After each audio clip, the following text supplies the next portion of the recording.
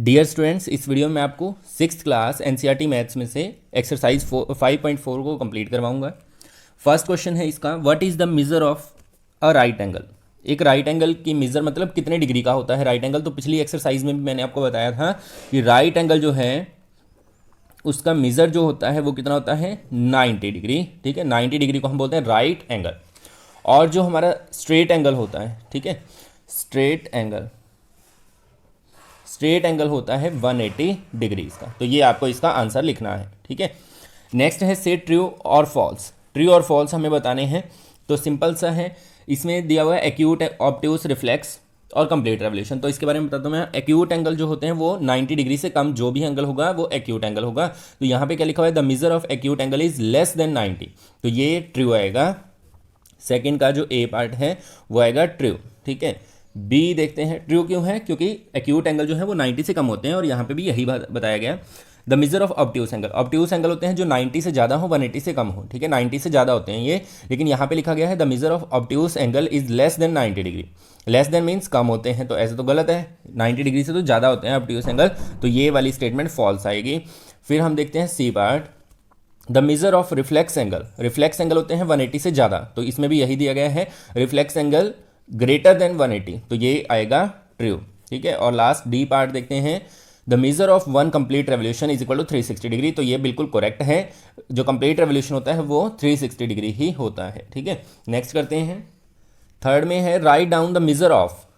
हमें कुछ मेजर्स लिखने हैं, किसके लिए, ए में है सम एक्यूट एंगल्स, मतलब कोई भी आप एक्यूट एंगल लिख दो। तो एक्यूट एंगल का मतलब क्या है वो पता होना चाहिए, 90 से कम। ठीक है, 90 डिग्री से कम, तो 90 डिग्री से कम कोई भी आप लिख दें, इसका कोई आंसर फिक्स नहीं है, अभी आपने वही आंसर देना है, कोई भी लिख सकते हैं। जैसे मान लीजिए मैंने लिख दिया 30 डिग्री, दो लिखने हैं ना यहाँ पे, गिव एटलीस्ट 2 एग्जाम्पल। तो 30 डिग्री लिख दिया, एक लिख दो आप 60 डिग्री। ठीक है, 70, 80, 89 तक कुछ भी लिख सकते हो आप। ठीक है, लेकिन होना चाहिए 90 से कम। ऐसे ही बी पार्ट का आंसर क्या आएगा, बी पार्ट का आंसर आएगा सम ऑब्ट्यूस एंगल। ऑब्ट्यूस एंगल होते हैं 90 से तो ज़्यादा, 180 से कम। तो 90 और 180 के बीच में कोई भी लिख सकते हो आप। जैसे मान लीजिए मैंने लिख दिया 100 डिग्री और 110 डिग्री। आप भी इस तरह से कोई भी इनके अलावा भी लिख सकते हैं जो इस रेंज में आते हों। ठीक है, फिर नेक्स्ट है फोर्थ क्वेश्चन। फोर्थ में हमें क्या करना है, measure the angles given below using protractor and write down the measure. और इसका जो भी आंसर आएगा वो हमें लिखना है। तो प्रोटेक्टर को कैसे यूज़ करते हैं, इसके लिए हमने एक अलग से वीडियो बना रखा है, जिसका लिंक आपको यहाँ पर मिल जाएगा। इस पर क्लिक करके आप उस वीडियो को देख सकते हैं और दोबारा इसको कंटिन्यू कर सकते हैं। तो प्रोटेक्टर जो होता है इसमें दो तरफ हमारे पास जीरो है, तो हम जो है क्या करेंगे, इस लाइन के ऊपर इस प्रोटेक्टर को रखेंगे। ठीक है, लाइन के ऊपर रखेंगे इस क्रॉस पॉइंट को रखने के बाद इस तरह से मैच करेंगे और देखेंगे कि एंगल कितने डिग्री इसका है।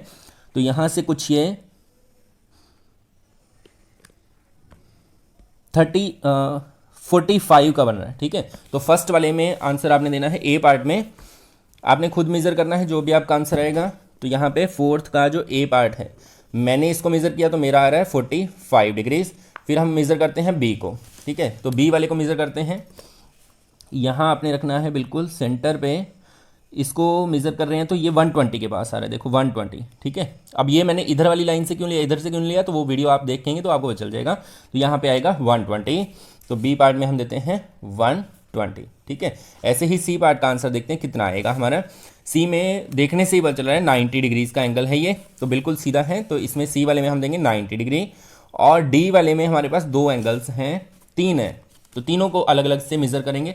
पहले हम इसके ऊपर रखते हैं इस तरह से लाइन को, तो जिस तरफ हमारी लाइन है, अब देखो ये क्रॉस पॉइंट है ना, इसको यहाँ रखेंगे तो यहाँ से इधर हमारी लाइन है, इधर नहीं है। तो जिस तरफ लाइन हो उधर वाली जीरो से आपने काउंट करना स्टार्ट करना है। तो हम यहाँ पे रखते हैं और इधर वाली जीरो से हम स्टार्ट करते हैं। जीरो से स्टार्ट करेंगे तो 60 पे आ रहा है ये, तो फर्स्ट एंगल इसमें आएगा 60 डिग्री। फिर कोमा लगा देते हैं, फिर नेक्स्ट को मेज़र करते हैं। नेक्स्ट यहाँ पे है, तो यहाँ पे हम क्या करेंगे, इस लाइन के ऊपर यहाँ पर इसको रखते हैं। ठीक है, और ये एंगल देखते हैं कितना है। अब ये लाइन आपको यहाँ पे मैच करके देखनी पड़ेगी कहाँ पे आ रही है, ये कुछ इस तरह से। तो ये मेरे ख्याल से यहाँ पे जाएगा सेंटर में 135 के आसपास। ठीक है, तो थोड़ा बहुत अप्रोक्सीमेट हो सकता है, बिल्कुल एक्यूरेट की यहाँ पे ज़रूरत नहीं है, तो 135 आ जाएगा। नेक्स्ट हम मेज़र कर लेते हैं। नेक्स्ट है यहाँ पर, तो ये मुझे लग रहा है 90 डिग्रीज़ पे बिल्कुल स्ट्रेट है, तो ये 90 डिग्रीज़ का है। देखो सीधी लाइन जाएगी 90 पे। तो ये आ जाएगा 90 डिग्रीज। इस तरह से आपने फोर्थ क्वेश्चन के आंसर्स देने हैं। नेक्स्ट करते हैं। फिफ्थ है which angle has a larger measure, first estimate then measure. मतलब इन जो दो डायग्राम दे रखे हैं इनमें कौन सा एंगल ज़्यादा बड़ा है, पहले आप एस्टिमेट से बताएं फिर उसको मेज़र करके लिखें। तो यहाँ से एस्टिमेट से डायरेक्ट पता चल रहा है इनके बीच का गैप ज़्यादा है, तो ये एंगल बड़ा है। अब हम इनको मेज़र भी कर लेते हैं प्रोटेक्टर का यूज़ करके। फर्स्ट वाला जो है वो लगभग आ रहा है 40 डिग्रीज, ठीक है। तो जैसे यहाँ पे लिखना है मेज़र ऑफ एंगल ए, तो फिफ्थ का फर्स्ट पार्ट करते हैं मेज़र ऑफ, इसको हम इस तरह से भी लिख सकते हैं मेज़र ऑफ एंगल ए। तो ए का मेज़र आ गया हमारे पास 40 डिग्री। फिर हम लिखते हैं मेज़र ऑफ एंगल बी, तो बी को माप के देखते हैं कितने डिग्री आएगा। तो इसको हमने रखा यहाँ पर बिल्कुल सीधे, तो ये 70 के आसपास आ रहा है, तो ये आ जाएगा 70 डिग्रीज, ठीक है। तो एक्यूरेट लिखना है 69 के आसपास, तो लेकिन आपने 70 ही लिख देना है इसको।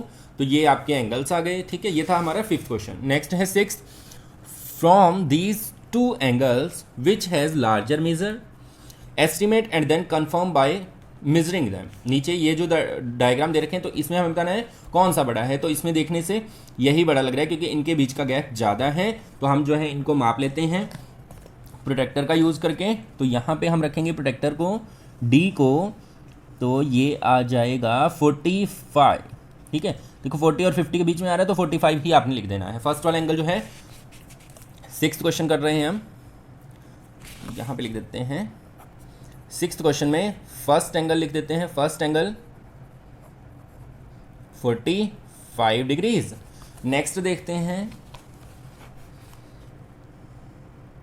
नेक्स्ट वाला एंगल बच्चों आ जाएगा आपका 60 के आसपास, ठीक है। ये लाइन जो है 65-50 के आसपास जाएगी, तो ये आ जाएगा सेकेंड एंगल, ठीक है। कहने का मतलब हमें सिर्फ रफ एस्टिमेट लेना है, बिल्कुल एक्यूरेट करने की जरूरत नहीं है। 50 और 60 के बीच में है तो 55 लिख देते हैं हम, ठीक है। तो ये आ गया 55। तो कौन सा एंगल बड़ा है, सेकेंड एंगल इज ग्रेटर। फिर नेक्स्ट सेवंथ पार्ट में देखो, fill in the blanks with acute, obtuse, right and straight. ये हमें एंगल्स लिखने हैं। अब एक्यूट का मतलब बता देता हूँ आपको, 90 से कम, ऑब्ट्यूज मीन्स 90 से ज़्यादा लेकिन 180 से कम। राइट एंगल होगा पूरा 90 डिग्री, स्ट्रेट एंगल होगा पूरा 180 डिग्री। तो देखते हैं किसमें क्या आएगा। An angle whose measure is less than that of right angle.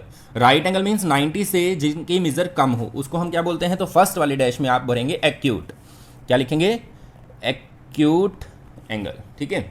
उसके बाद आता है बी पार्ट। बी में है an angle whose measure is greater than that of a right angle. जो राइट एंगल से बड़ा हो, तो राइट एंगल से बड़े वाले में आ जाएगा ऑब्ट्यूज, ठीक है। इसी तरह से सी पार्ट देखते हैं। सी पार्ट में बच्चों क्या आएगा, सी पार्ट में है an angle whose measure is the sum of measure of two right angle. दो राइट एंगल को मिलाने से बनता है स्ट्रेट एंगल, ठीक है। तो यहाँ पे हम लिखेंगे स्ट्रेट एंगल। उसके बाद फिर आता है हमारा डी पार्ट। तो डी में बच्चों देखो आप, डी में है when the sum of measure of two angle is a right angle then each one of them is, इसका आंसर आएगा एक्यूट, ठीक है। अगर दो एक्यूट मतलब 90 से कम वाले एंगल को प्लस करेंगे तभी वो 90 डिग्री का एंगल हमें देगा। तो इसमें भी डी पार्ट में भी हम आंसर देंगे एक्यूट, ठीक है। उसके बाद आता है हमारा E part. When the sum of measure of two angles is that of straight angle and one of them is acute. मतलब क्या है कि अगर दो सम एंगल है उनका सम क्या है, स्ट्रेट एंगल, मतलब 180 डिग्री आए, उनमें से एक जो है वो एक्यूट है, एक 90 से कम है, तो दूसरा ऑटोमेटिक ही 90 से ज़्यादा होगा, ऑब्ट्यूज होगा, ठीक है। क्यों होगा, जैसे एग्जांपल मैं आपको देता हूँ, मान लीजिए एक 70 डिग्री है, ठीक है, एक एंगल 70 डिग्री, तो 180 करने के लिए दूसरा एंगल को कितना होना पड़ेगा, 110 ही तो होना पड़ेगा, ठीक है। 90 से जितना कम करेंगे दूसरा बढ़ता जाएगा, तो यहाँ पे हम फिल करेंगे ऑब्ट्यूज, ठीक है। इस तरह से बच्चों आपने सेवन्थ पार्ट को कंप्लीट करना है। अब हम करते हैं eighth. Find the major of angle shown in figures. ये जो फिगर दिए गए हैं उसमें हमें इनको मापना है। First estimate with your eyes then find actual measure with a protractor. Meaning क्या है कि पहले एस्टिमेट लगाओ अपने आप और फिर उनको प्रोटेक्टर से माप के भी देखो कितना आता है। अब ये जो है वो एक्यूट एंगल है, तो ये लगभग 30 और 60 के बीच में आएगा।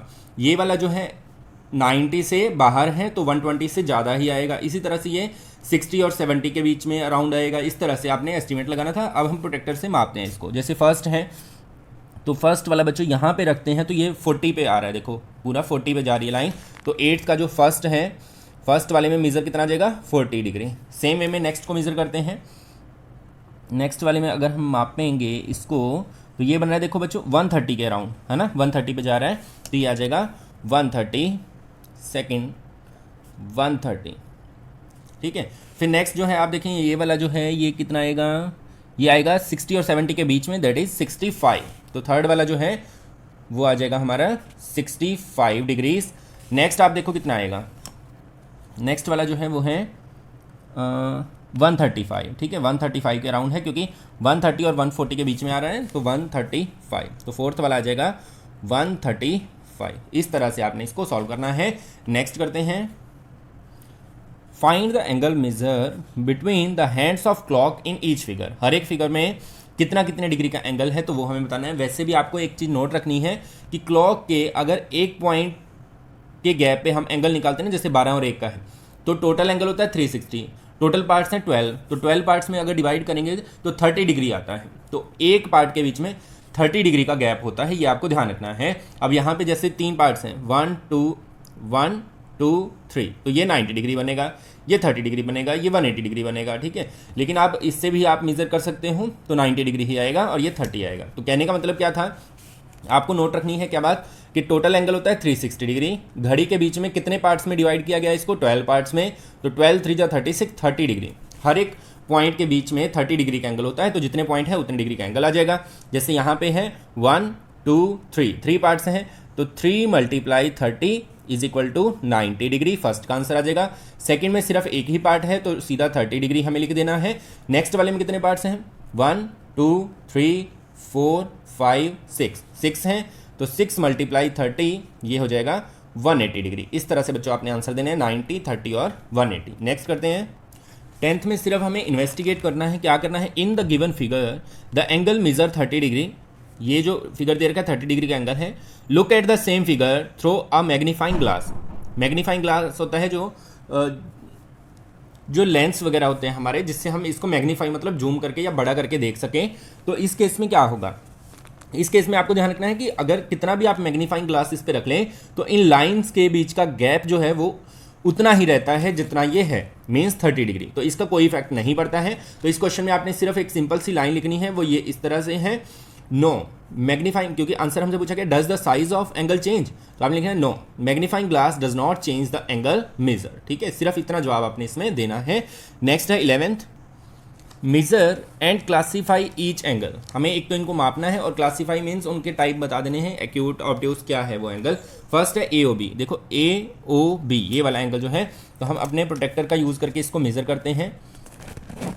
थोड़ा सा इसको बेंड करना पड़ेगा हमें। तो इस तरह से अगर हम यहाँ रखते हैं तो ये 40 डिग्री आ रहा है बच्चों। तो हम अपने पेज पे इसको लिखते हैं, क्योंकि बुक पे तो हम लिखेंगे नहीं। तो फर्स्ट आ जाएगा 40 डिग्री। पहले हम सारे मेज़र कर लेते हैं, फिर इनके टाइप बता देंगे। AOC इधर जो है, तो इसके ऊपर रख के देखते हैं। तो ये एंगल बच्चों कुछ आ रहा है आपका कितना आएगा, 120 के आसपास आएगा, ठीक है। तो 120, क्योंकि ये इस तरह से है ना बुक, तो मापने में दिक्कत आ रही है। तो 120 के आसपास हम नियर अराउंड लिख लेते हैं। फिर है BOC ये ऊपर वाला जो एंगल है, ये कितना आएगा, कुछ इस तरह से अगर रखते हैं तो 80 के आसपास आएगा, ठीक है। 80 के आसपास ये लाइन जा रही है, नहीं इस तरह से रखते हैं, ठीक है। तो 80 के नियर अराउंड है ये, तो 80 लिख देते हैं हम, ठीक है। फिर नेक्स्ट आप देखें बच्चों, BOC के बाद DOC। तो DOC इधर है, ये राइट एंगल ही मुझे लग रहा है, नहीं राइट एंगल तो नहीं है, राइट एंगल से हल्का सा ज़्यादा है। तो ये आ जाएगा हमारा 95 के अराउंड, ठीक है। तो 95।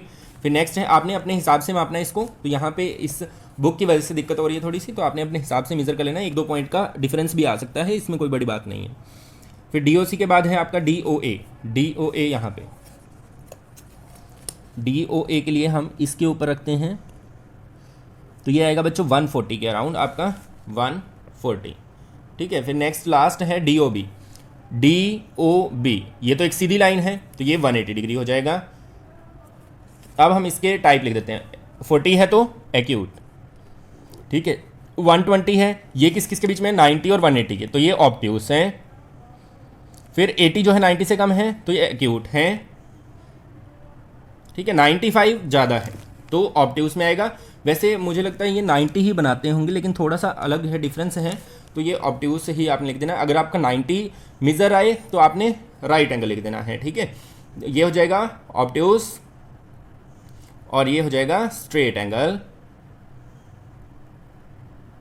ठीक है, इस तरह से। तो बच्चों इस वीडियो में आपने कंप्लीट किया एक्सरसाइज 5.4 को। ऐसे ही आपके पास नए नए वीडियोस आते रहेंगे, उसके लिए आप हमारे चैनल को सब्सक्राइब कर दीजिए, वीडियो को लाइक कर दीजिए, शेयर कर दीजिए। धन्यवाद।